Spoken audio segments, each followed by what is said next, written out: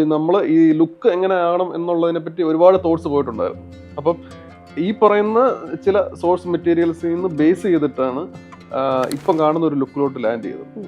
ഈ ലുക്കിലോട്ട് വരുന്നതിന് പ്രധാനപ്പെട്ട ഒരു പങ്കുള്ളത് മമ്മൂക്കയ്ക്ക് തന്നെയാണ്. അദ്ദേഹമാണ് അങ്ങനെ ഒരു തോട്ട് ഇങ്ങനെ ഇത് ചെയ്തത്. ഇത് ഒരിക്കലും അങ്ങനെ ഒരു സർവ്വഗുണ സമ്പന്നനായ ഒരു മര്യാദ പുരുഷോത്തമനൊന്നും അല്ല. കുറച്ച് വേറെ ചില ഷെയ്ഡ്സ് ഉള്ള ചെയ്യുന്ന ഒരു കഥാപാത്രം, അത്രേ പറയാൻ പറ്റത്തുള്ളൂ. പിന്നെ മമ്മൂക്കയുടെ ഒരു സീക്വൻസ് ചെയ്യുമ്പോഴത്തേനും നമ്മൾ ആരും പ്രതീക്ഷിക്കാത്ത ഒരു സാധനം അദ്ദേഹത്തിന്റെ പെർഫോമൻസിനകത്ത് അദ്ദേഹം ഒരു പരിപാടി ചെയ്തിട്ടുണ്ട്. അത് പിന്നെ ഫൈനൽ ഔട്ടിൽ അങ്ങനെ ചെയ്യുമോ ഇല്ലയോ എന്നല്ല, പക്ഷെ നമ്മൾ ഫിലിം മേക്കിങ്ങിന്റെ പരിപാടിയിൽ അതൊരു ഒരു ഭയങ്കരമായ ഒരു ഗൂസ് ബംസ് തന്ന ഒരു സാധനമായിരുന്നു. എഡിറ്റിങ്ങിൽ കുറച്ച് പരിപാടികൾ ഡിമാൻഡ് ചെയ്യുന്ന ഒരു സിനിമയാണ് അത്. സ്ക്രീൻ പ്ലേ ആയപ്പം തൊട്ടേ അങ്ങനെ തന്നെയാണ് അത് ഡിസൈൻ ചെയ്ത് വെച്ചിട്ടുള്ളത്.